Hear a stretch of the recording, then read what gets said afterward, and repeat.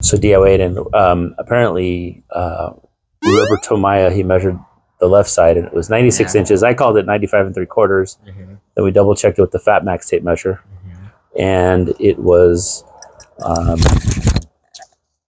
96.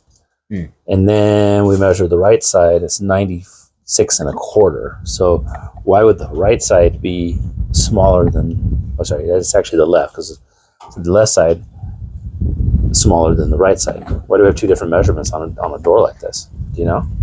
Because we're on a slanted mountain. No, it's not just because of that. It'd be cool, yeah. Maybe, but we know, hey, maybe gravity's getting to it, or maybe wet from water, rain. Also, the construction could have been crooked, or there could be swelling from the weather. This is an area where they get a lot of snow. They get a lot of heat, so you have a difference of contraction, right? Extraction and contraction. So it's growing, like the wood. It contracts and extracts and whatever, so it ends up, bowing and coming back in depending on the heat or the cold. So a little lesson for DIY Aidan, right? Yes. So what do you say? Thanks, and catch you next time. See you guys.